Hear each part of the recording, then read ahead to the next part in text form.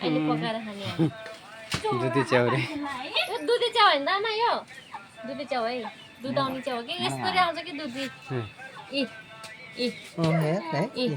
यस्तो दुध आउँछ कि त्यही भएर दुधी च्याउ भनेको कि इ हेर्नु न यस्तो दुध आउँछ यो है यो सबै यस्तो सबै दुधी च्याउ हो कि यो अनि यो चाहिँ यो के च्याउ यो धरङ्गे च्याउ अनि यो के च्याउ यो त रातो खप्टा नि यो काल खप्टे यो झरी च्याउ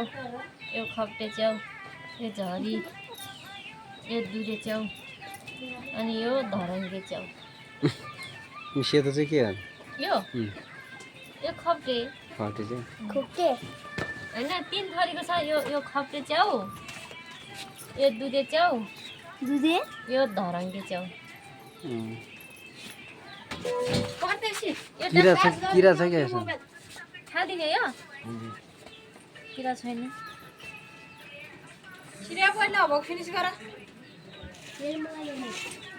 यस्तो कस्तो दुध आउनु रहेछ है यो कस्तो सक्छ दुधी चाहिँ हुँदैन दुधै तुरा हुने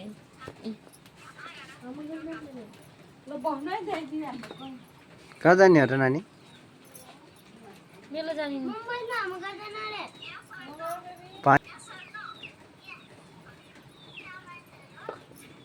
बनाउने अहिले चाहिँ यो चाहिँ अहिले पकाएर खाने कहाँ छ र फर्सी मुन्टा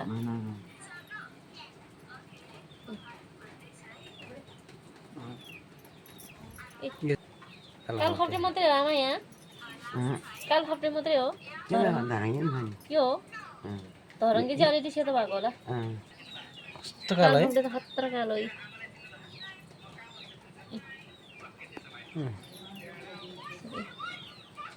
ठ्याक्कै कोइला जस्तो है हेर्नु न यो